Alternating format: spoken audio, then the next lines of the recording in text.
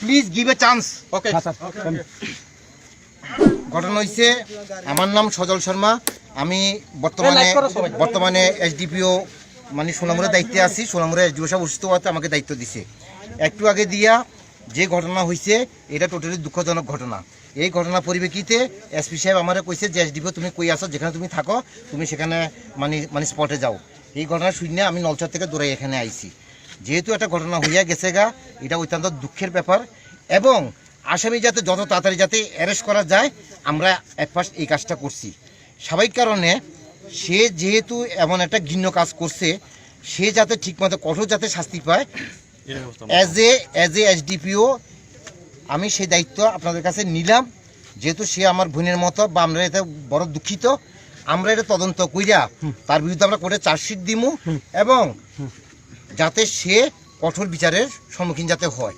কেমন এটা আমরা করুম, এটা তো 24/7 জন্য প্রথম আমাদের ডিউটি আসামি অ্যারেস্ট করা, তাহলে আমরা অ্যারেস্ট করে দিছি। দ্বিতীয় কথা হইল, পুলিশ কখনো আইনের ঊর্ধ্বে না। যদি জয়নাল মিয়া যদি এমন কোনো যদি খারাপ কাজ যদি সে যদি করে থাকে বা যদি অন্য কোনো মানে মানে মানে কিতা মানে অসঙ্গত কাজে যদি সে যদি জড়িত থাকে, তাইলে অ্যাকর্ডিংলি আপনাদের যদি কোনো বক্তব্য থাকে আপনারা রিটেন আকারে জয়নাল মিয়ার এগেনিস্টে আপনারা রিপোর্ট সাবমিট করেন। আমি এটা এসপি সাহেবের কাছে ফরওয়ার্ড করবো। স্যার, জয়নাল মিয়ার বিরুদ্ধে নাম্বার 1 পয়েন্ট 2 নম্বর অভিযোগ, 3 নম্বর অভিযোগ, 4 নম্বর অভিযোগ আছে, তার বিরুদ্ধে ব্যবস্থা নেওয়া হোক। সাহেব অবশ্যই তদন্ত করে এটা অবশ্যই নিব। হ্যাঁ, সমস্ত কিছু আমরা আপনাদের দেখতে রাজি আছি। আপনাদের ক্ষোভ আছে, ক্ষোভে তো নিশ্চয় কারণ তো থাকবো, তাহলে সেটা আপনারা পয়েন্ট আকারে আমাদেরকে দিয়ে দেন একটা দরখাস্তের মাধ্যমে এসপি সাহেবের বিচার চান যে স্যার আমরা এই লোকটার বিরুদ্ধে এই বিচার চাই। হ্যাঁ, you submit application, we shall talk with the SP to take against Joynal Mia. হ্যাঁ স্যার, আপনার কথাগুলো শুনেছি, আমরা খুব খুব আনন্দিত হয়েছি। আসামিরে ধরছেন, কিন্তু ঠিক আপনারা সোনামুড়া সাব ডিভিশনের এসডিপি আপনি, কিন্তু প্রশাসনের বর্তমান ত্রিপুরা রাজ্যের প্রশাসনের দায়িত্ব বিপ্লব দেবের হাতে আছে। বিপ্লব দেব যদি স্বয়ং এই বিষয়টা যদি তদারকি না করেছে, আমরা যদি এখন ফোন করতে হবে বিপ্লব দেব, আমরা ঠিক আছে আপনার কথা কইতেছি, ঠিক আছে আপনার আমরা অসংখ্য ধন্যবাদ। আপনি আসামি ধরছেন, ঠিক আছে প্লিজ আমি শুনি আমরা আশ্বাস দিতে যে এই আসামিকে আইনের কঠোর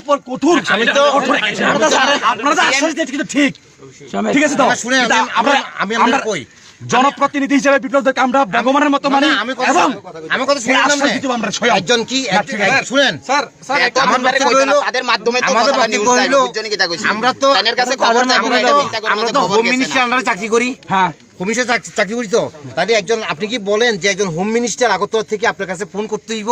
আমরা যদি সেই অনুসারে কাজ যদি না করতাম বা আসামি যদি আমরা লগে লগে যে তুরন্ত যদি অ্যাকশন না নিতাম, তাহলে আপনি কইতে পারতেন যে না স্যার ঠিক আছে তাহলে আমরা তো এটা বলার আগে যে আপনারা ঠিক আছে আপনারা বুঝছি তো, এবং আসামি আছে ধরার পরে আশ্বাস দিতে হবে বিপ্লব এর বিষয়ে এই বিষয়ে আসামি তাদের শোনা সিধা আপনাদের অভিযোগ আমরা আসামি জায়গা দেখছি তারা সাইবারজন যাইবো আসামি আমরা থানা থেকে আমাদের প্রয়োজন আসামি দেখছি মেন মাফিয়া আরে আমার মোবাইল তো আছে তখন লাগনি মেন মাফিয়া মোবাইল না জনাল মিয়া দিছে মনে না রে জনাল মিয়া দিছে আজকের কল রেকর্ড চাই আছে কত তারিখ কই দেব যে এই লোকগুলা এর বিরুদ্ধে এই অভিযোগ আনছে, ইউ টেক অ্যাকশন বাস এটা আমি কই দেব। স্যার যার নাম যার কাছে চার্জ আছে তাই না তো আপাতত তাইলে বরখাস্ত করতে পারবো আপাতত। আচ্ছা আজকে গরম কমপ্লেন আমরা আরে আমার বক্তব্য জয়নাল মিয়া নো এলাও